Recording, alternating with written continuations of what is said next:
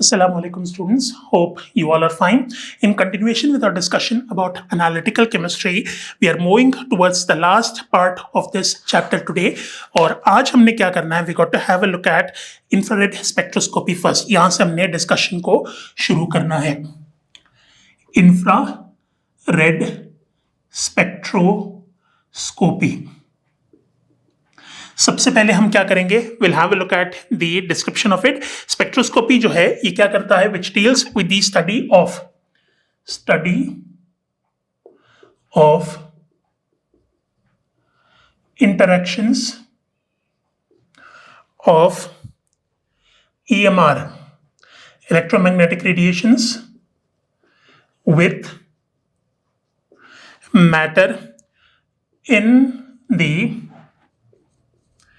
IR region, infrared region, जिसमें आपको wavelength बता दी गई है कि वेवलेंथ 1 माइक्रोमीटर्स में गिवन है, विच इज 0.8 माइक्रोमीटर्स से लेके 1000 माइक्रोमीटर्स तक ये होनी चाहिए, या नैनोमीटर्स में अगर आप इसे लिखोगे 800 नैनोमीटर से लेके ये एक्सटेंड होता है तकरीबन इतने तक, 10, 100, 1000, 10,000, लाख, 10 लाख नैनोमीटर तक.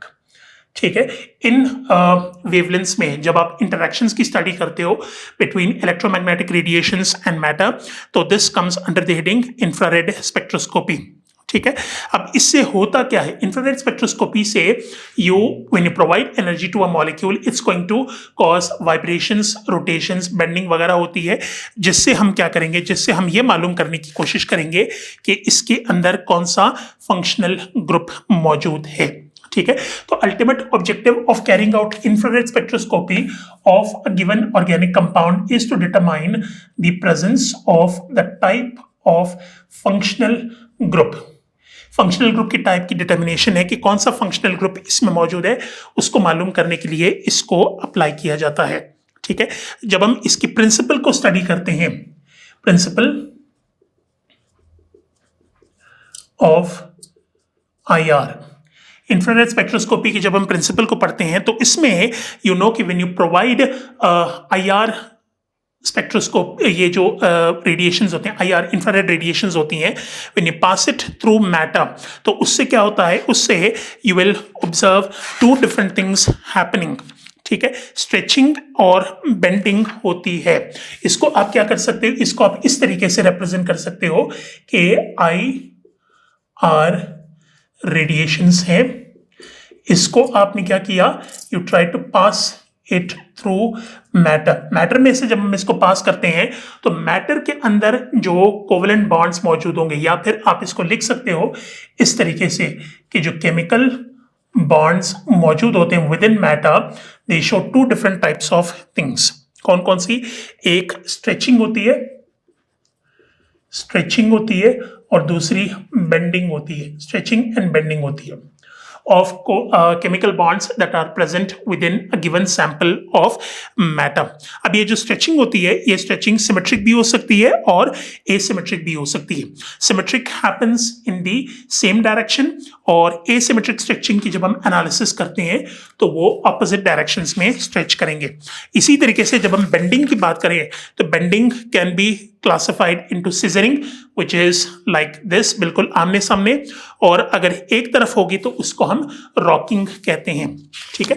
तो इसकी भी हम क्या कर लेते हैं, यहाँ पर डिवाइड कर लेते हैं. Stretching basically can be of 2 different types, एक सिमेट्रिकल होगी और दूसरी क्या होगी, दूसरी एसिमेट्रिकल स्ट्रेचिंग होती है. बेंडिंग 2 मुख्तलिफ किस्म की होती हैं. एक कौन सी टाइप है, the first type is classified as scissoring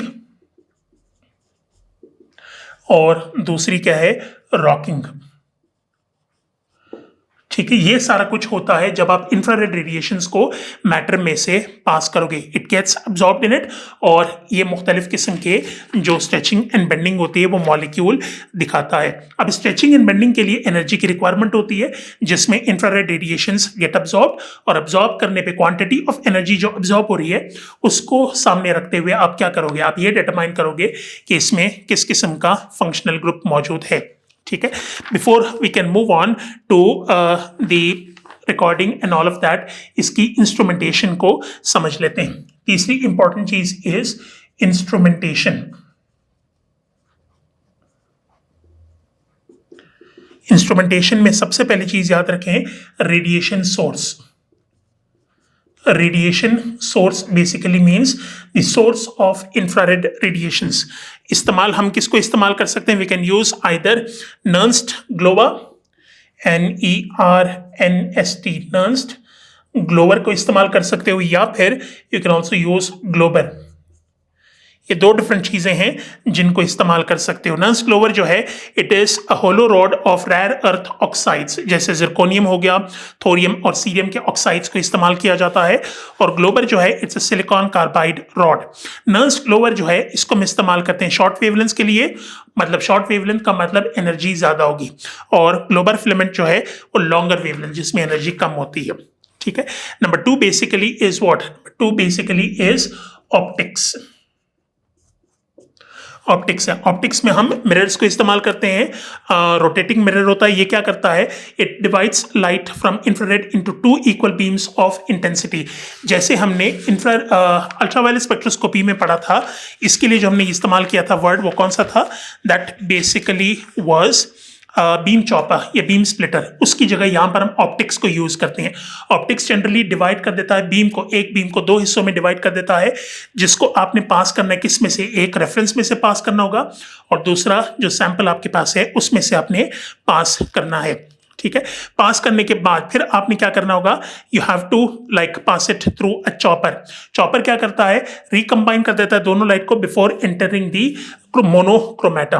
ठीक है। Number 3 would be chopper। तीसरा इंपॉर्टेंट कंपोनेंट है इसका, बीम्स को कंबाइन करके before enters the monochromator passes two beams alternately through a prism. ठीक है। मोनोक्रोमेटर क्या करता है? Produces single wave radiations produce करता है, और डिटेक्टर इसको क्या करेगा? डिटेक्टर इसको converts the thermal energy into electrical energy, फिर एम्पलीफायर इसको एम्पलीफाई करेगा, और सबसे आखिर में इसको रिकॉर्ड किया जाता है और आपको ग्राफ की फॉर्म में ये चीज मिल जाती है। ठीक है।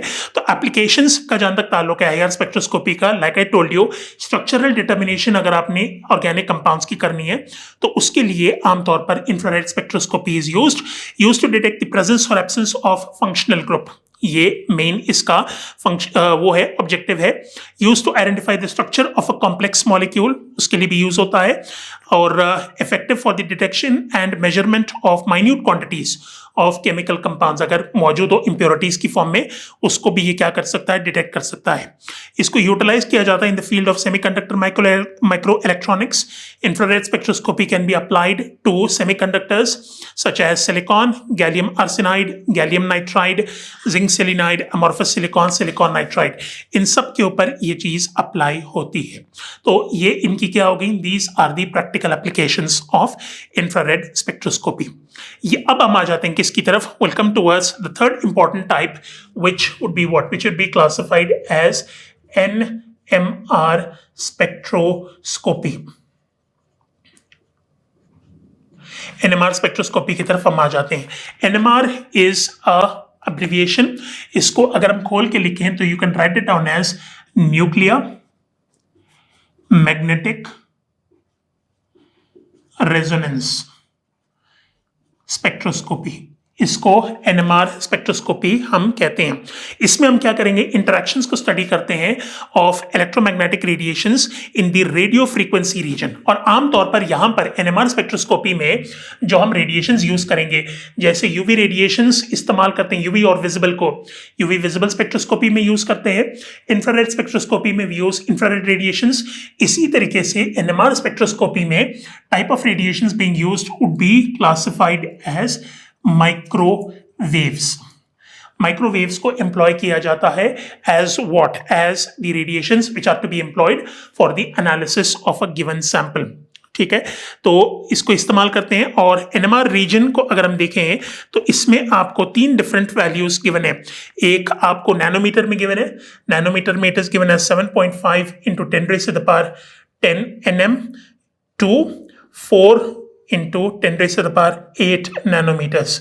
ये नैनोमीटर्स में, मीटर्स में लिखोगे तो ये 75 मीटर्स होगा, टू 0.4 मीटर्स होगा, और अगर आप हर्ट्ज में लिखो, मेगा हर्ट्ज में, तो 4 मेगा हर्ट्ज से लेके 750 मेगा हर्ट्ज, ये वैल्यूज हैं, रेंज एनएमआर रीजन की है। अब इसमें हमने क्या करना है, हमने फोकस किसके ऊपर करना है, कार्बन 13 और हाइड्रोजन 1। ठीक है, जो दो different types of NMR spectroscopy which is very commonly available, that is H1 NMR, और इसके अलावा यू गॉट C13 NMR। ये दो different types of NMR spectroscopies are generally found. ठीक है, C1, ये जो H1 NMR है, इससे आपको number and types of hydrogen atoms का अंदाजा हो जाता है, और कार्बन 13 NMR से आपको पता चल जाता है कि type and number of carbon atoms present in the molecule. ठीक है, अब इसमें थ्योरी को जब हम क्या करते हैं, जब हम एनालाइज करते हैं, तो हमें पता चलता है कि एनएमआर स्पेक्ट्रोस्कोपी के लिए the compound must be active. Active का मतलब क्या हुआ, एक्टिव का मतलब ये है कि इसमें आप सिर्फ उन एटम्स की एनालिसिस कर सकते हो which have an odd atomic mass. Even atomic mass वाले जो एटम्स होते हैं उसकी एनालिसिस आप क्या नहीं कर सकते, उसकी एनालिसिस आप इसमें नहीं कर सकते। ठीक है, तो the basic requirement for the element to be analyzed in NMR spectroscopy is it must have a what? It must have a odd atomic mass। ठीक है, odd atomic mass होगा तो वो क्या करेगा, वो डिटेक्ट होगा बाय व्हाट, डिटेक्ट होगा बाय दी एनएमआर स्पेक्ट्रोमीटर। और दूसरी इंपॉर्टेंट बात यहां पर जो आपने समझनी है, दैट इज कि जैसे इलेक्ट्रॉन्स के बारे में आपने पढ़ा होगा पिछले साल स्पिन क्वांटम नंबर में, कि electrons revolve around their own axis, उसी तरीके से जो न्यूक्लियस मौजूद है किसी भी एटम में, it also revolves around its own axis, अपने एक्सिस के इर्द गिर्द ये रिवॉल्व करता है। तो ये रेवोल्यूशंस जो होती हैं ये क्लॉकवाइज भी हो सकती हैं और एंटी क्लॉकवाइज भी ये स्पिन कर सकता है। ठीक है, तो ये जो स्पिन है, nucleus has no spin when the number of protons and number of neutrons are both even, like I said. ठीक है, इवन एटॉमिक मास अगर मौजूद है तो उसका स्पिन नहीं होगा। स्पिन जब नहीं होगा तो उसकी डिटेक्शन मुमकिन नहीं है। स्पिन ओनली ऑब्जर्व होता है उन एटम्स के लिए जिनका एटॉमिक मास क्या होता है, एटॉमिक मास होता है ऑड। ठीक है, और इसके स्पिन को इंडिकेट हम कैसे करेंगे, we will indicate it by the letter L। ठीक है, अच्छा, इसके बाद फिर आपने क्या करना है, देखना होगा प्रिंसिपल को। प्रिंसिपल में क्या करेंगे, basically we are going to provide radiations to what, radiations to these nuclei, rotating nuclei. लेकिन रेडिएशंस को प्रोवाइड करने से पहले we will apply a magnetic field on them. Magnetic field की एप्लीकेशन जब होगी तो ये जो न्यूक्लियाई स्पिन कर रहे हैं, न्यूक्लियाई जब अपने जो एक्सिस होती है उसके इर्द गिर्द जब ये रिवॉल्व करेंगे तो they generate a magnetic field around themselves. तो जिस तरह की मैग्नेटिक फील्ड ये जनरेट करेंगे, based upon that they can get attracted towards the north और the south poles of the magnet. ठीक है, ओरिएंटेशन हो जाती है। जब मैग्नेटिक फील्ड के एप्लीकेशन में न्यूक्लियाई अपने अपने पोल्स की तरफ अट्रैक्ट होते हैं, then what you do in the next step, you pass radiations through them. Microwaves को आपने इसमें से पास करना है। जब पास करेंगे तो उससे क्या होगा, उससे ये अपने स्पिन को ऑपोजिट कर लेते हैं। जो स्पिन क्लॉकवाइज होगा वो एंटी क्लॉकवाइज हो जाता है, और जो एंटी क्लॉकवाइज है वो अपने आप को क्लॉकवाइज स्पिन में चेंज कर लेता है। ठीक है, इसी एनर्जी को आपने क्या करना है, इसी एनर्जी को आपने रिकॉर्ड करना है। Energy absorbed is recorded, the energy required for flipping the spin of a nucleus, जितनी रिक्वायरमेंट होती है उसको रिकॉर्ड कर दिया जाता है, और उस बेसिस के ऊपर आप क्या करोगे, आप डिटेक्ट करोगे कि इसमें कौन कौन से एटम्स मौजूद होते हैं। ठीक है, उसकी हमने डिटेक्शन कर लेनी है, और डिटेक्शन करके हमने क्या करना है, फिर हमने इसका रिजल्ट जो है वो देना होगा। ठीक है, इंस्ट्रूमेंटेशन जब हम देखते हैं इसकी एनएमआर स्पेक्ट्रोस्कोपी की, तो उसमें यू ऑलरेडी नो कि सैंपल ट्यूब होता है जिसमें आपने कॉइल्स प्रोवाइड करनी है विच आर एनर्जी सोर्सेज। दोनों के बीच में you got to have two poles of a magnet, जो क्या करेंगे, जो न्यूक्लियस को ओरिएंट कर लेते हैं अपनी अपनी तरफ। ठीक है, poles of a magnet radiation source होता है। फिर उसके बाद हम क्या करेंगे, डिटेक्टर और एम्पलीफायर के जरिए जो एनर्जी अब्सॉर्ब हुई है उसको हम डिटेक्ट कर लेते हैं और उसको फिर रिकॉर्डर के जरिए रिकॉर्ड करके आपको ग्राफ दिया जाता है। तो एनएमआर स्पेक्ट्रम जो आपको दिया जाता है, एनएमआर स्पेक्ट्रम में आमतौर पर हम क्या करते हैं, we basically call it as a what, we basically call it as a chemical shift. Chemical shift basically is the name given to the graph which is used for recording the radiations that are being absorbed. ठीक है, तो इस basis के ऊपर आप क्या कर सकते हो, इस बेसिस के ऊपर आप पता लगा सकते हो जो रीडिंग्स आपको ग्राफ के अंदर मिल रही हैं उससे आप type and number of atoms जो उसमें मौजूद हैं उसका अंदाजा लगा सकते हो। लेकिन इसमें हम इस्तेमाल किसको करेंगे, will be using TMS, tetra methyl silane, as the reference के तौर पर इसको इस्तेमाल करते हैं। और TMS का जो जनरली केमिकल शिफ्ट होता है इट इज 0, ठीक है, और उसी के रेफरेंस से आप क्या करोगे, बाकी जो आपको रीडिंग्स मिल रही हैं उसकी आप एनालिसिस करोगे और अपना जो वो है फाइनल रिजल्ट है वो निकालोगे। ठीक है, एप्लीकेशंस का जहां तक ताल्लुक है एनएमआर स्पेक्ट्रोस्कोपी का, it is used for the structural determinations of biopolymers, जैसे प्रोटीन्स या न्यूक्लिक एसिड्स हो गए उनकी डिटेक्शन हम करते हैं। Used for the what is in the medicine for magnetic resonance imaging, MRI में भी NMR को इस्तेमाल किया जाता है। बायोलॉजी में इस्तेमाल करते हैं to study biofluids, biomacromolecules such as nucleic acids वगैरह वगैरह। NMR को फिजिक्स में हम इस्तेमाल करते हैं to study high pressure diffusion, liquid crystals को, liquid crystal solutions, membranes and rigid solids. और last of all various applications हैं इसकी फूड इंडस्ट्रीज में भी, food science, chemical analysis of different products, pharmaceutical approach and to analyse carbon hydrogen framework in the molecule is the basic objective of NMR technique. तो this basically is the whole thing about NMR spectroscopy. इसके बाद फिर हम आते हैं किसकी तरफ, atomic absorption and emission spectra की तरफ। Atomic absorption and emission spectra. Atomic absorption and emission जो स्पेक्ट्रा है इसमें बेसिकली आप क्या करोगे, you will have to analyse two different things. जैसे एटॉमिक अब्जॉर्प्शन स्पेक्ट्रम है, it is the spectrum of wavelengths या frequencies of photons that are absorbed by atoms due to jumping of electrons from low level to higher energy level. मिसाल के तौर पर electron atoms में ये low energy level है और ये हाई एनर्जी लेवल है। एनर्जी की प्रोविजन आपने की फोटोन की फॉर्म में, तो इस फोटोन को जब ये इलेक्ट्रॉन अब्सॉर्ब करता है, अब्सॉर्ब करने पे it is going to move towards a higher energy level, तो इसको इलेक्ट्रॉनिक ट्रांजिशन कहते हैं। तो इलेक्ट्रॉनिक ट्रांजिशन जब होती है इलेक्ट्रॉन की जंपिंग की from lower energy level to higher energy level, तो इसमें जितनी एनर्जी अब्सॉर्ब होती है it is studied under the heading atomic absorption spectra. ठीक है, अब इसमें जो अब्जॉर्प्शन होती है frequencies, it will appear as dark lines bright background के अगेंस्ट। ठीक है, अब इससे आपको पता क्या लगा सकते हो, you can easily analyse the what spectra of different atoms like sodium, hydrogen वगैरह। जैसे सोडियम के 2 डार्क लाइंस आपको मिलेंगे 589 एंड 589.6 में, और हाइड्रोजन के 4 डिफरेंट डार्क लाइंस मिलते हैं 410, 434, 486 और 656 नैनोमीटर में। ठीक है, तो this is what absorption spectrum basically is. Emission spectrum में क्या है, basically it is the emission of spectrum of an atom is the what? It is the emission of what? Energy in the form of photons due to the falling of electron from higher energy level to lower energy level. बिल्कुल exactly opposite है।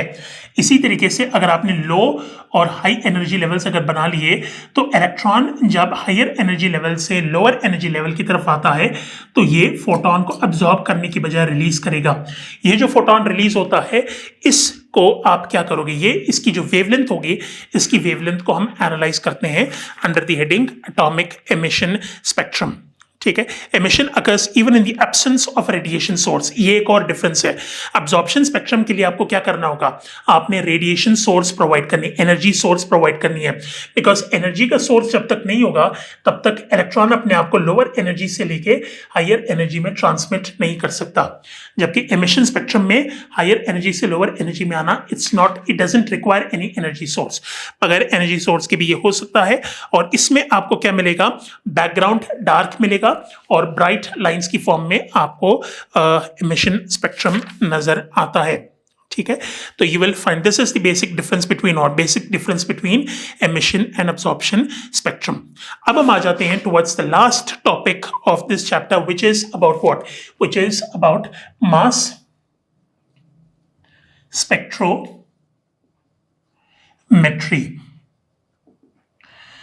Mass spectrometry है। अब mass spectrometry क्या है, इसका आपको पहले ही मकसद बता दिया गया है कि मास स्पेक्ट्रोमेट्री का सबसे पहला objective is to find out the molecular masses of compounds. Unknown compounds के मॉलिक्यूलर मासेस को अगर आपने डिटरमाइन करना है तो उसके लिए हम क्या कर सकते हैं, we can employ the technique mass spectroscopy या mass spectrometry, analyse the composition of the sample to elucidate the structure of molecules and other compounds, ठीक है। एलुसिडेशन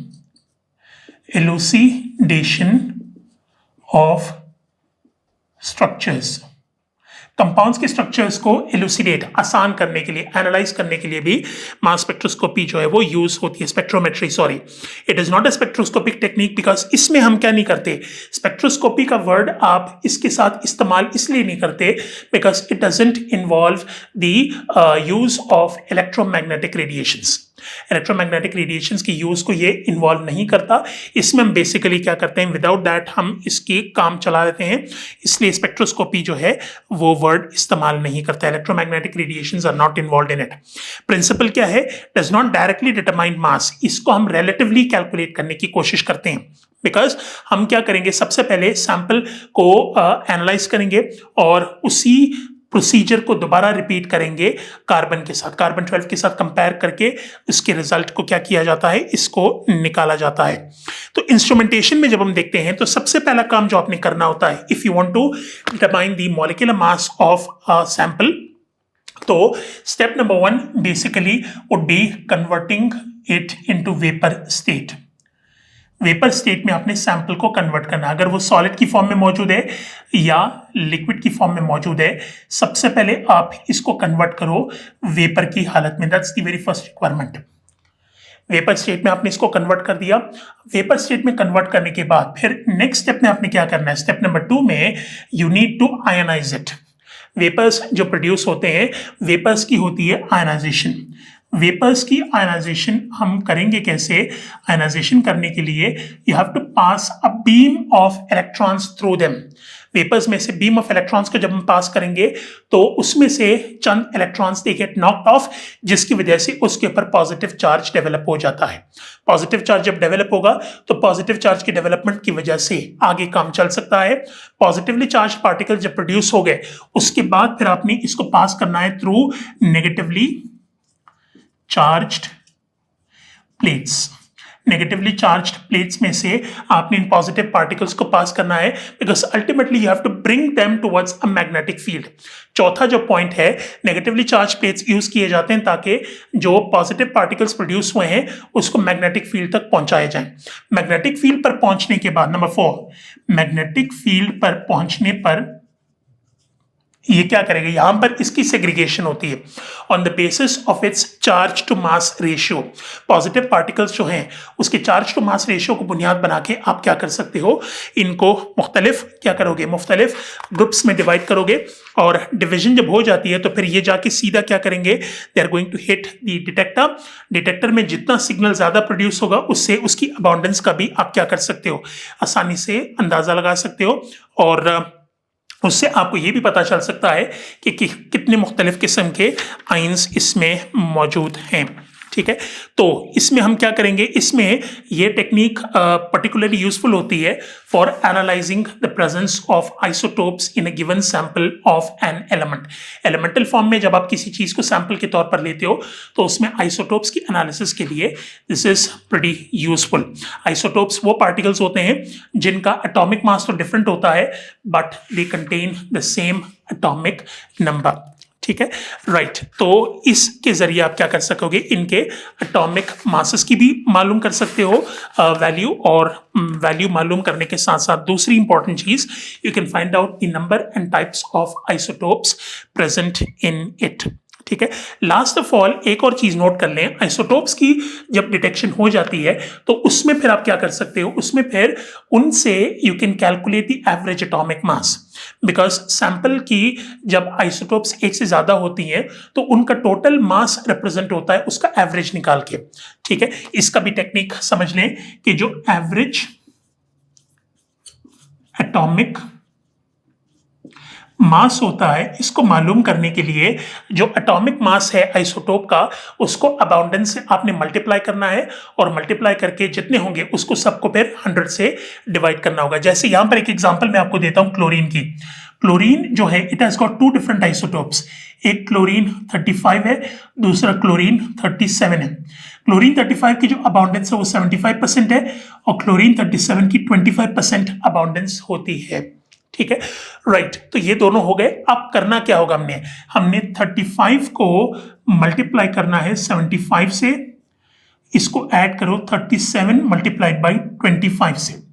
इन दोनों को ऐड करने के बाद जब आप 100 से इसको डिवाइड करते हो तो आपको आंसर 35.5 मिलता है। So this is how you calculate the average atomic mass of a given sample. जितने आइसोटोप्स मौजूद होंगे उनको आपस में एक दूसरे के साथ मल्टीप्लाई करके देखना है, और मल्टीप्लाई करने के बाद सम अप करके 100 से जब डिवाइड करोगे तो उससे क्या मिल जाएगा, आपको इसका एवरेज एटॉमिक मास मिल जाएगा। So that is all about mass spectroscopy, और मास स्पेक्ट्रोस्कोपी के साथ आपका जो सिलेबस है that comes to an end. ठीक है, hopefully you will find this series helpful. अल्लाह हाफिज।